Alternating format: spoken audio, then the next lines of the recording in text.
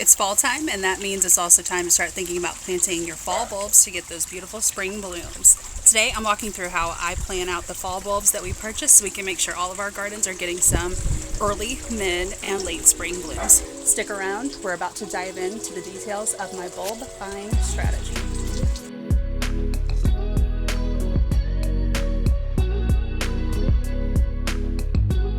Hey guys, it's Amy. Welcome back to Trowel Gardening. It's the first week of October, and that means that our growing season is almost over. For those who may not know, we garden in Zone 6A in western Missouri. Our average first frost is usually October 16th, so that's just about a few weeks away, which is really hard to imagine when we just had temperatures in the 90s over the last weekend. And actually, today is Tuesday, and I think Friday's low is 38. And they're saying some areas might get their first frost. So that's just really crazy, but yeah, that's Missouri for you. So because that first frost date is fast approaching, today I wanted to dive into one of my favorite aspects of gardening in the fall, which is planning out and purchasing all the fall bulbs that we'll be planting so we can enjoy all the pretty spring bloomers like tulips, daffodils, alliums, and so on. So if you're new to gardening, or if you've never planted bulbs, you might be wondering, why are we talking about planting bulbs in the fall if your growing season is almost done? So these bulbs actually bloom in the spring. So flowers such as tulips, daffodils, hyacinths, and so on that bloom in the spring need to be planted during the fall or early winter.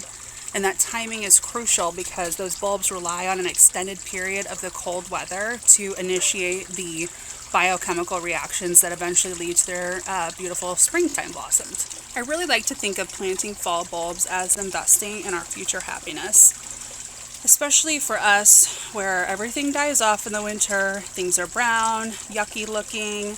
Seeing those little peaks of green sprouting up is such a welcome sight when we get to see that finally. So back to how I plan for our fall bulbs. I am a visual person, and for me, planning things out helps me feel like I have a more successful garden. It helps keep me in check, helps kind of make sure that I'm purchasing things that we will use throughout the garden and that I've got a varied variety of bulbs to plant. So I'm not just buying all tulips or those kinds of things. So by having a well-organized plan, I feel like I can better understand where I'm planting these bulbs, visualize the colors and the heights that they'll reach when they mature, and to ensure that my garden's kind of just this harmonious blend of colors and the textures in the spring.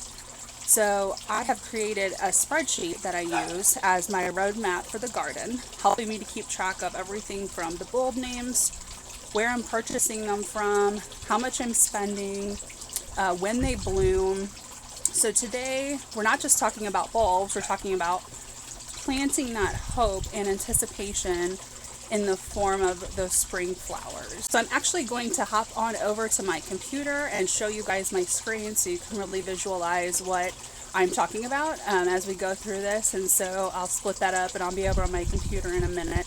But before we do, if you are finding this information helpful or you like our channel, please like and subscribe. It does not cost anything to subscribe. So it just helps us out. It lets us know that you're watching our videos and what content you are interested in. So we really appreciate that. Okay, everybody, so we are in my computer now, and what I want to do is just walk you through this spreadsheet that I have created just to kind of keep myself organized as I was bulb shopping, looking at different websites and things, because I wanted to make sure that every area of our garden got some different color and it got some variety in when they were going to bloom. So I'm kind of just going to walk you through this and let me know if you have any questions in the comments. So to start, we have the zone. This is not our USDA zone. This is just kind of how we call these gardens. You know, everybody gets their own little name for a garden. And so we have ours divided up into front north, front south, and so on. Then we have images here, which is where I have collected these from different websites as I've been purchasing the bulbs or as I was looking to purchase them. I would list or where I planned to put the bulbs just to kind of keep that organized and not have to think about it again when we get those bulbs. Saves us a little bit of time once we actually get them. And then how many I was going to put in that area. The spring bloom time is important because I wanted to make sure that all of the gardens had a sequence of early to mid to late, and late bloomers. And so I wanted to kind of spread that out through the different gardens and make sure that everybody had a little bit of something. In this column, I've got their names listed. Again, you don't probably need that once you've already purchased them, but it was helpful for me to keep it there while I was searching, and I would put links back to them on the website. Then we have the mature height of them, which was important because I wanted to be able to make sure that we weren't covering anything up specifically as they were growing. So we've got a good variety here in the early to mid to late, and late bloomers with their mature height. Then the website that I purchased them from, in this case, I'm calling Dutch Bulbs, or KVB, because I don't know how to pronounce this. K van Bourgondien.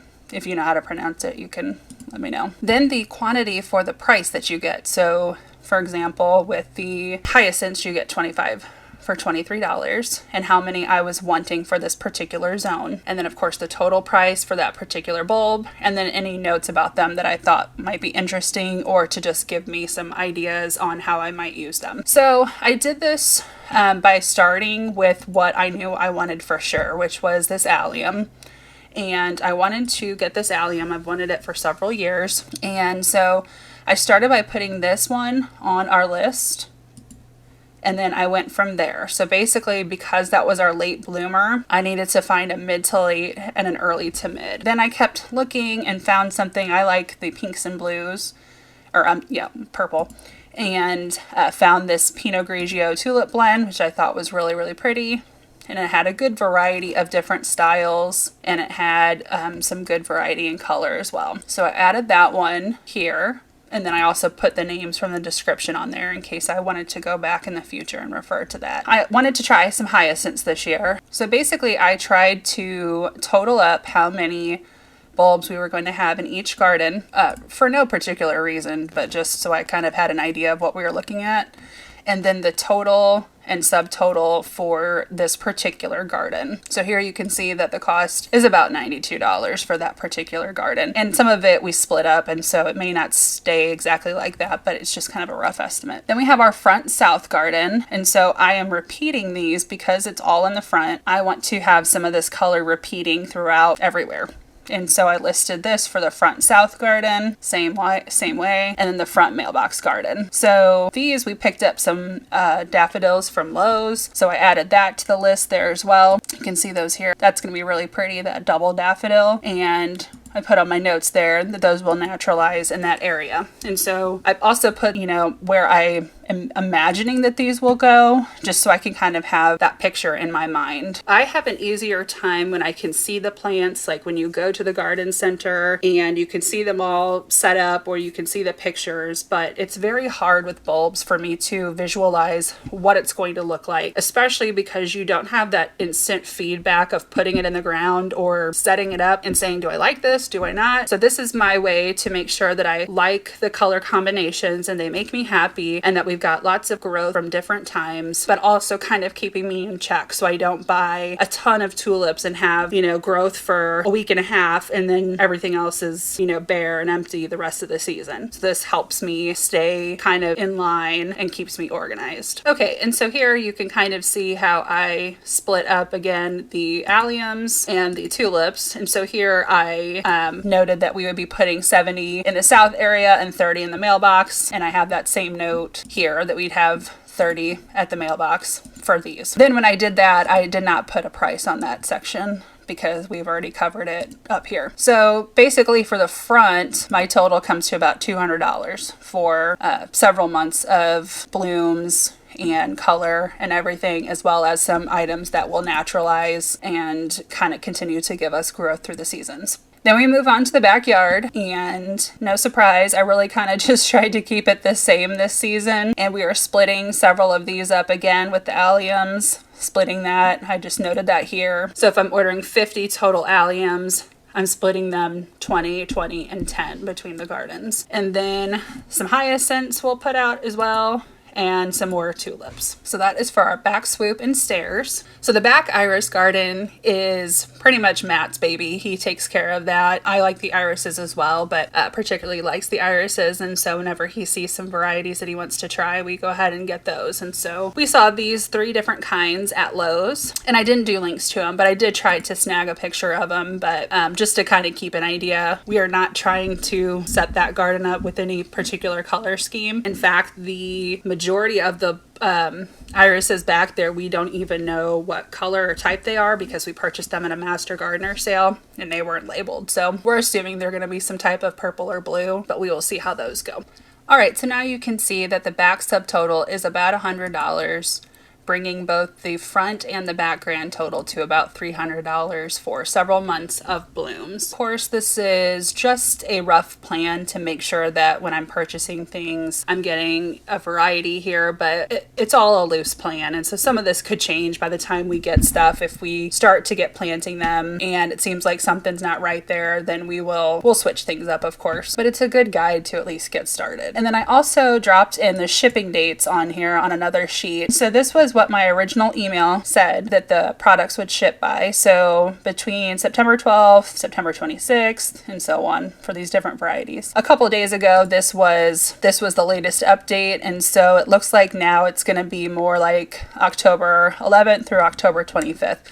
Which is just fine because we're not ready to plant them anyway. And so I'm okay with that, but it's just sort of a way for us to keep track of that. And then I've also added some quick little calendars here so I could plan out when I was going to plant these. So our first frost is about here, October 16th in our zone. And these are the estimated ship dates that at least the most recent order said they would be shipping by. So hopefully we get them somewhere in here. So this is just to sort of keep us organized. We have a lot of Saturday activities in October, and so we'll stay pretty busy and hopefully we can get those planted in plenty of time. If I had other plants that I needed to divide up, if we were in a warmer zone where you typically be planting in November or December, I would try to list that as well here. For now, that's what I have. I hope that this information was helpful to you guys, and please know that a spreadsheet is just one way that I like to do things because it eliminates paper. I can access it from wherever I'm at. So if I'm at the store, I can pull up my spreadsheet and say, hey, we already have a bunch of tulips. We really don't need any more. You can also do this with, just pen and paper or graph paper, however you want to map these things out. But this is just how I stay organized. But I would really love to hear from you guys and find out what you do to organize yourself with your fall bulb purchases, if you do it all, or if you just like to get everything and plant everything. If you would, let us know what you guys are planning on doing for your fall bulbs this year. We want to find out what kind of fun things you're planning on doing. We'd be excited to hear it. Let us know in the comments. All right, guys, so that is it for our bulb buying strategy and how I use a spreadsheet to stay organized on the types of bulbs, the colors, the cost, and where we plan on putting them. Most likely we are going to deviate slightly when we get all of these in. We will have the plan to at least start to follow, and then if we need to adjust, we will, but it helps just make sure that everybody gets a little something in all the gardens. We're so happy you were able to join us today in our garden, and we look forward to seeing you next time.